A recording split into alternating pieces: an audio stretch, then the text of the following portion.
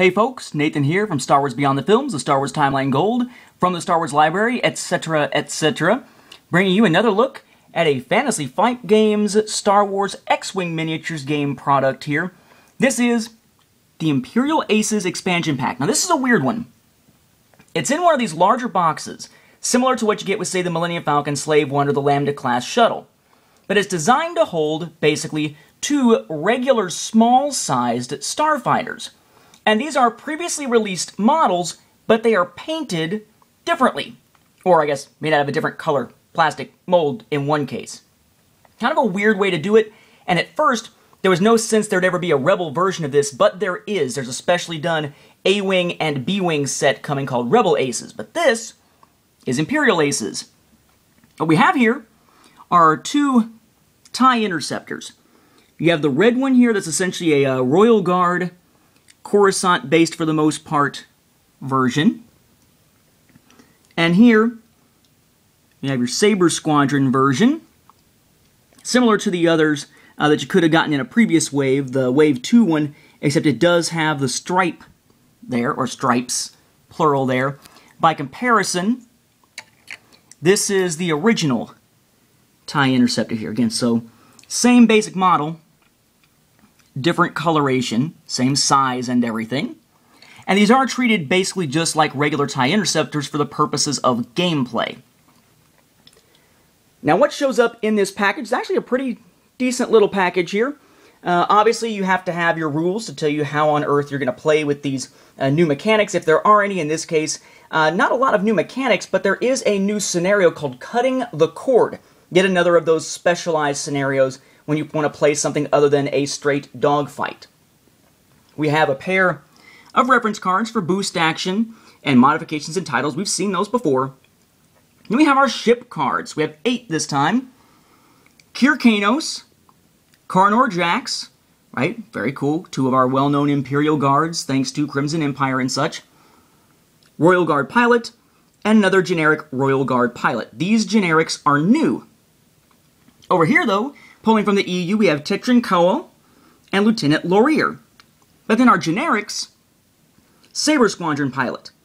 Now, we already have a Saber Squadron Pilot, one from the original TIE Interceptor set.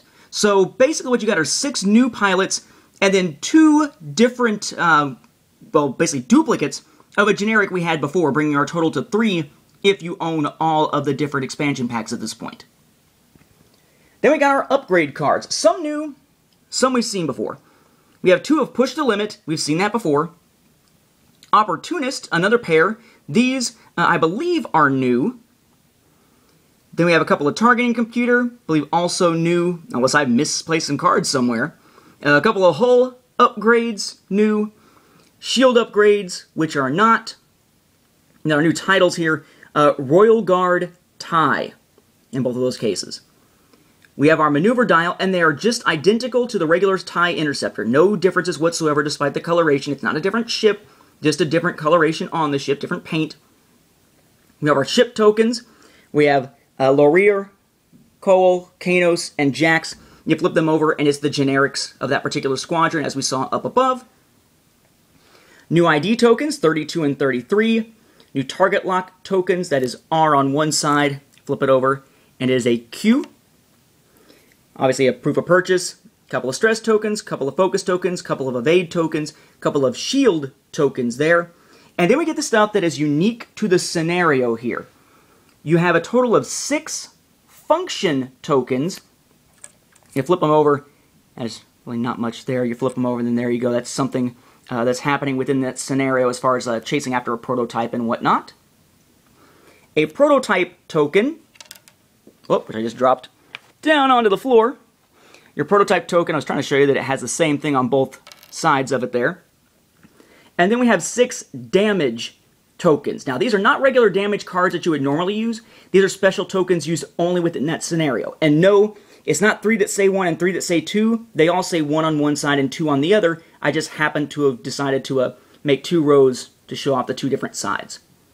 So, a pretty decent set. Kind of neat that you wind up getting these repaints here. I mean, we've seen instances of repurchasing the same ships, right? The starter set had 1 X-Wing and 2 TIE Fighters, but then there were expansions for 1 X-Wing and 1 TIE Fighter, which came with different pilot cards. Now what we've got is a little bit of a repeat with the pilot cards we've seen before, but we've got new paints of these ships. So it's not quite the same as simply repurchasing the exact same model with different cards this time. This time, at least, we get different models to add to our collections. Very nice. Kind of wish there was more stuff coming out soon, but at this point, we are now waiting for those larger ships and eventually Rebel Aces. We'll be back when those are released. Thank you for watching. Have a good one.